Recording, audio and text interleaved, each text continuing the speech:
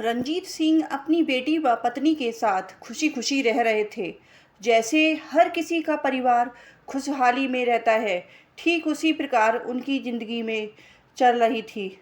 लेकिन एक दिन रंजीत की बेटी आरती के एक सवाल ने उनकी ज़िंदगी जीने का नज़रिया ही बदल दिया। पास के स्कूल में आरती 5वीं कक्षा में पढ़ती थी। अक्सर उसे कभी उसके पिता तो कभी माँ उसे स्कूल छोड़ने जाया करती थी। स्कूल जाते समय तो सब अच्छा रहता था, लेकिन छुट्टी के समय जब भी उसके पिता उसे लेने आते थे तो उसे ज़रा भी रास ना आता था।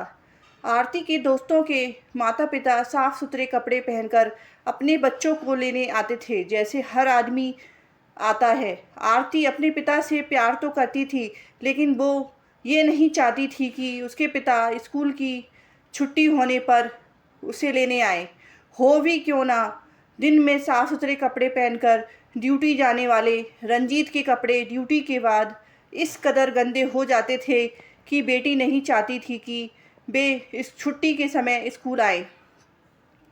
कुछ दिनों के बाद आरती पापा के पास गई और कहा, पापा मुझे आपकी एक चीज़ नहीं पसंद है। रंजीत बोले, क्यों, क्या नहीं पसंद? ज़रा बोल के तो देखो, तुम्हें खिलौने चाहिए क्या? आरती ने कहा, नहीं पापा, मुझे आपके वो गंदे कपड़े नहीं पसंद।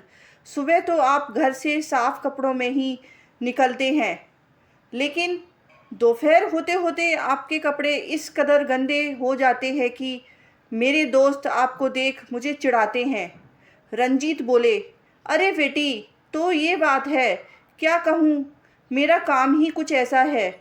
आरती बोली, पापा आप ऐसा क्या करते हैं कि शाम होते होते आपके कपड़े गंदे हो जाते हैं? रंजीत, तुम्हारी उम्र बहुत छोटी है।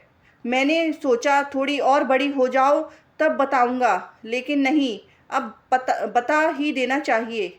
बिटिया रानी ने, मैं किसी कारपोरेट ऑफिस में काम नहीं करता, बल्कि एक मजदूर हूँ जिसे रोजाना ज़मीन से 2000 फीट नीचे पाताल में जाना पड़ता है। पिछले दिनों तुमने अखबार में खबर पड़ी थी ना, चाल धंसने से 60 लोगों की मौत। वो मेरे साथी ही थे। मैं खुशकिस्मत था क्योंकि मेरी सुबह ही शिफ्ट थी। तुमको स्कूल से लेने जो आना था। आरती की आंखों में आंसू थे।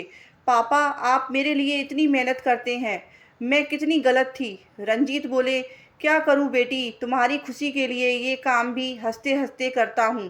इतने में पीछे खड़ी खड़ी बाप बेटी की बातें सुन रही राधा बोली, आरती तुम्हें पता भी है, तुम्हारे पापा घर से निकलते तो हैं, लेकिन उन्हें ये पता नहीं होता कि घर लौटेंगे भी या नहीं।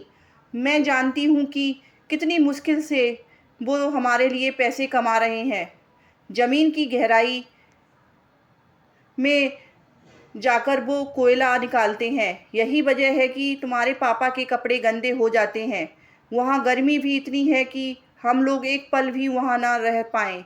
डर इस बात का बना रहता है कि चाल कभी भी धँस सकती है। लोग डर के साए में काम करते हैं।